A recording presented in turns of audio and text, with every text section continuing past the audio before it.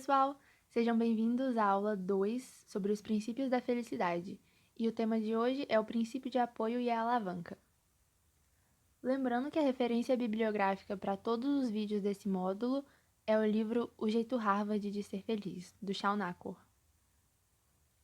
Eu acho que todo mundo já ouviu falar do Arquimedes, que foi um cientista e matemático da Grécia Antiga. E uma vez ele afirmou: "Dê-me uma alavanca longa o suficiente e um bom ponto de apoio e moverei o mundo." Ou seja, com uma alavanca longa e com um bom ponto de apoio é possível mover até a Terra. Foi isso que ele disse. E o Shawn Achor percebeu que o nosso cérebro também funciona dessa forma.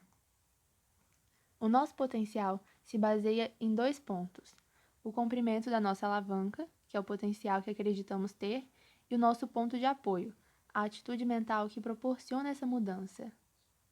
Isso serve para nos levar a entender que a realidade é relativa. O Einstein falava isso, que tudo é relativo. Só que quando ele falava isso, ele se referia à física, mas isso não se aplica só à física. A realidade em que a gente vive também é relativa, porque ela não passa do entendimento subjetivo que temos do mundo, baseado em como e de onde o vemos. Por exemplo, uma coisa que acreditávamos saber com certeza é que o tempo só se move em uma única direção, até que a Ellen Langer, que é uma psicóloga, provou que isso se trata de uma crença equivocada. Em 1979, ela desenvolveu um experimento que reuniu homens de 75 anos que não foram informados sobre a natureza do projeto. E esses homens ficaram isolados em um retiro durante uma semana e foram instruídos a não levar nada datado a partir de 1959, quando eles tinham 55 anos. E durante esse período, eles tinham que agir como se tivessem em 59. Eles usavam roupas da época, liam jornais e revistas, tudo daquele ano, e só conversavam sobre os acontecimentos de 1959. Com esse experimento, Langer mostrou que a maneira como nos vemos interfere no envelhecimento físico, porque depois do retiro, a maioria dos homens se mostrou mais flexível, com uma postura melhor e com muito mais força. A visão deles e a memória melhorou mais ou menos 10% em média, e até a aparência física mudou. Pessoas que viram foto deles antes e depois do experimento, sem saber nada sobre o experimento, e foram adivinhar a idade deles, em média, no final, eles aparentaram ser uns 3 anos mais novos. E essas constatações iam contra tudo o que se acreditava saber sobre a fisiologia e o envelhecimento, e revelou novas implicações sobre o poder da atitude mental para influenciar a realidade. Com isso, percebemos que a realidade externa pode mudar de acordo com a forma como enxergamos o mundo. Com a atitude mental correta, nosso poder de mudar a realidade aumenta. Mas como exatamente acontece que a nossa percepção relativa do que está acontecendo pode afetar o que de fato acontece? Uma explicação para isso é a teoria das expectativas. Os psicólogos chamam de teoria das expectativas o fato de que o nosso cérebro é organizado para agir de acordo com o que imaginamos que vai acontecer em seguida, porque a expectativa de um evento aciona o mesmo conjunto complexo de neurônios como se o evento estivesse realmente ocorrendo, levando a um efeito dominó de eventos no sistema nervoso, que leva a toda uma série de consequências concretas no mundo físico. Utilize o ponto de apoio e a alavanca para descobrir sua missão no mundo.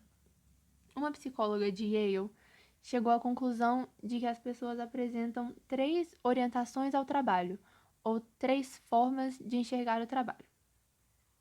A primeira é como um emprego. As pessoas que veem o trabalho como emprego trabalham porque precisam do dinheiro. O trabalho é um fardo e o salário é uma recompensa para elas. A segunda é a carreira.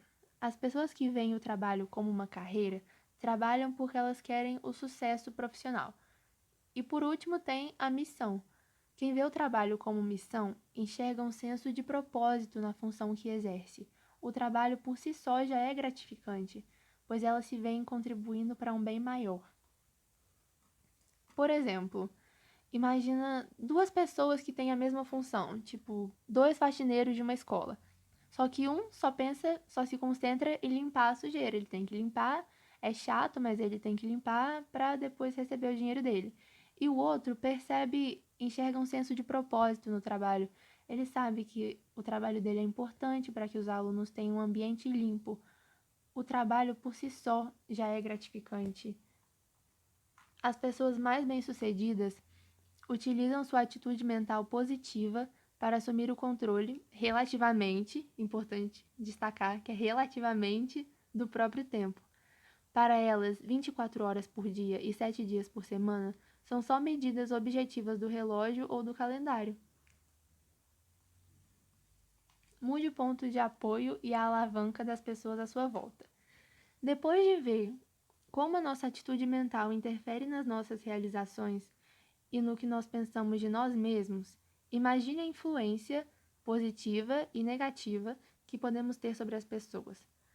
Algumas palavras-chave podem encorajar as pessoas à nossa volta, como, por exemplo, aquele grupo de homens que foi orientado a agir como se tivesse 55 anos de novo, e isso levou a resultados concretos na vida deles, o que nos leva a pensar que tipo de atitude mental queremos encorajar as pessoas à nossa volta, porque o que nós esperamos das pessoas e de nós mesmos se manifesta nas palavras que usamos, e essas palavras podem ter um poderoso efeito nos resultados finais. A capa do super-homem. Em alguns estados dos Estados Unidos, as capas de super-homem que as pessoas podem comprar para se fantasiar vêm com uma advertência, dizendo que a capa não vai fazer a pessoa voar.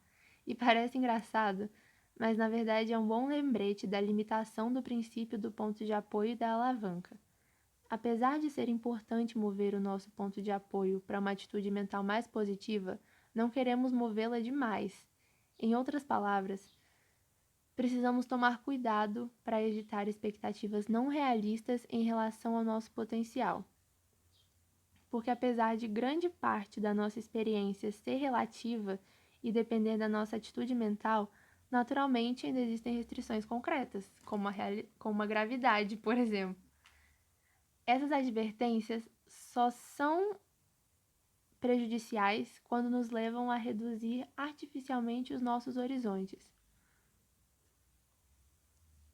É verdade que não vamos começar a flutuar porque acreditamos que podemos voar, mas se não acreditarmos nessa possibilidade, jamais teremos a chance de sair do chão.